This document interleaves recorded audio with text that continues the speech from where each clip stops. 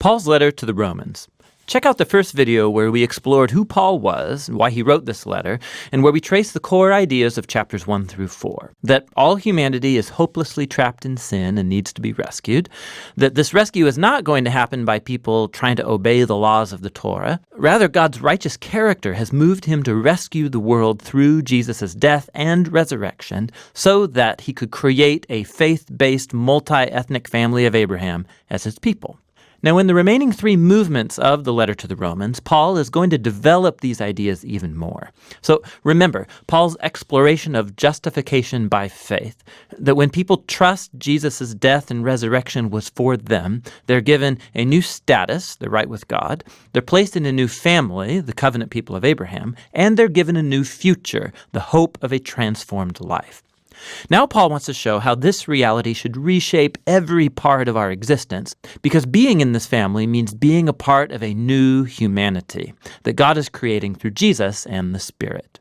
So Paul goes back to the first human character of the biblical story, Adam. His name means humanity. And Adam, like all humanity after him, has chosen sin and selfishness. And so everyone faces God's judgment because we've become slaves to sin's influence, resulting in death.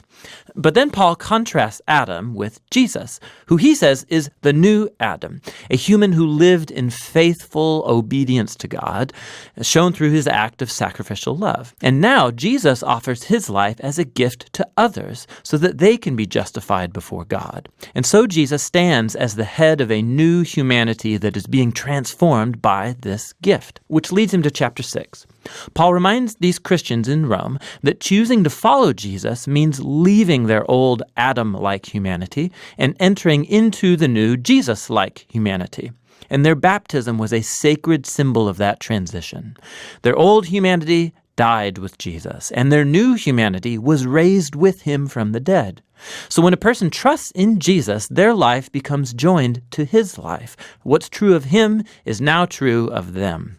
It's when people accept their identity as Jesus-like humans that they are liberated to become the wholehearted humans who can truly love God and their neighbor. Now, if creating this new humanity was always God's purpose, Paul asks in chapter 7, what then was the point of God giving Israel the law, or in Hebrew, the Torah?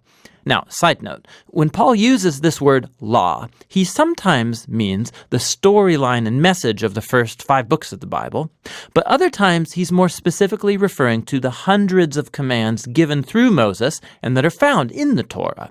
The second meaning is Paul's focus here. What was the purpose of all those commands? Paul says that the commands of the Torah were good. They showed God's will for how Israel was to live.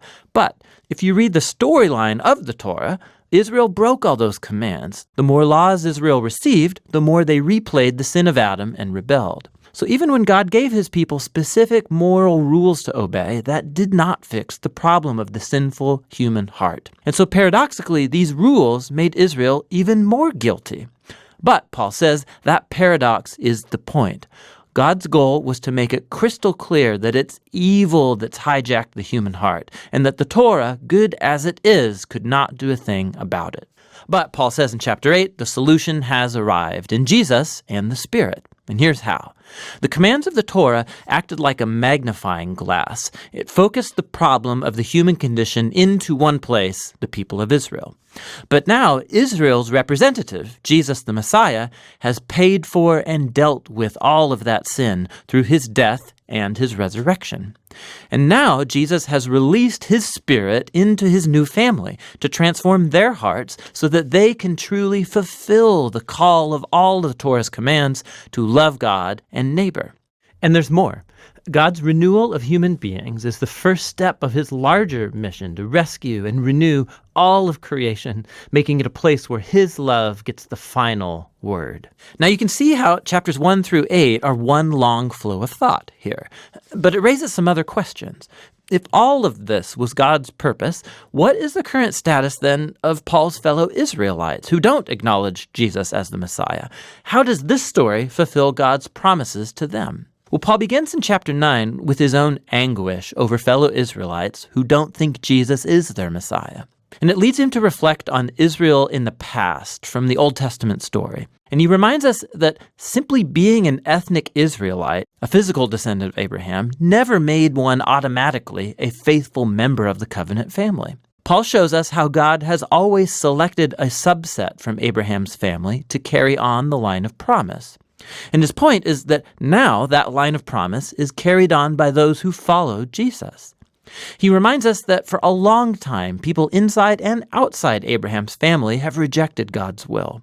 He reminds us of the story of Israel and the golden calf and of Pharaoh's rebellion.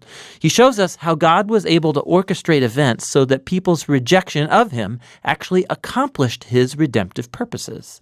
And so in chapter 10, Paul turns his focus to Israel in the present. The reason many Israelites reject Jesus is because they're basing their covenant relationship with God on their performance of the commands in the Torah. And so sadly, they don't recognize what God has done through Jesus to create a new covenant family on the basis of faith. And so Paul asks in chapter 11, what is Israel's future? Has God written off his people? No, he says. There are tons of Jewish people, including himself, who do recognize Jesus as their Messiah, but there are also a lot who don't. But God has been able to use their rejection for his own purposes. It's caused the gospel to spread even quicker and farther into the Gentile world, making the family of Abraham even larger and more multi-ethnic. Paul describes God's covenant family as a big olive tree, and the rejectors of Jesus have been broken off, so to speak, and these Gentiles are like wild branches that have been grafted into the family tree. However, Paul says, one day Jesus will be acknowledged by his own people. He doesn't offer any details about how. Paul simply trusts God's character and promise that he won't give up on his covenant people. Which transitions into the final section of the book, chapters 12 through 16. But remember the big picture.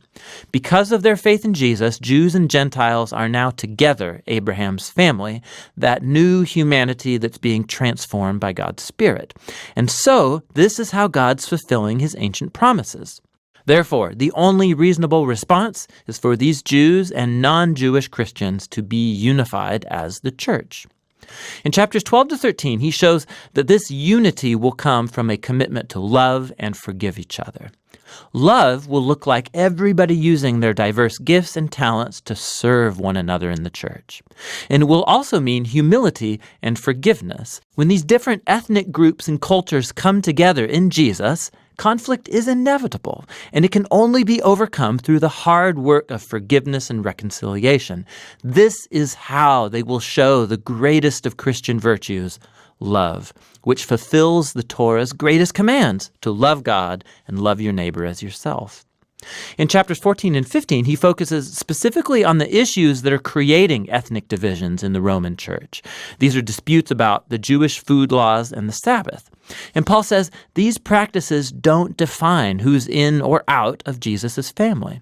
And if people differ over these culturally important but non-essential issues, they need to learn how to respect each other's differences. And it's in this way that love will heal and unify Jesus' family.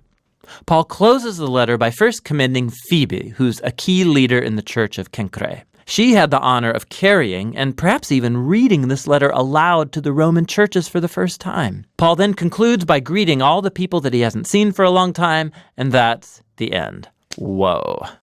You can see better now how all the pieces of this letter fit together and show what a profound masterpiece it truly is. That's what the letter to the Romans is all about.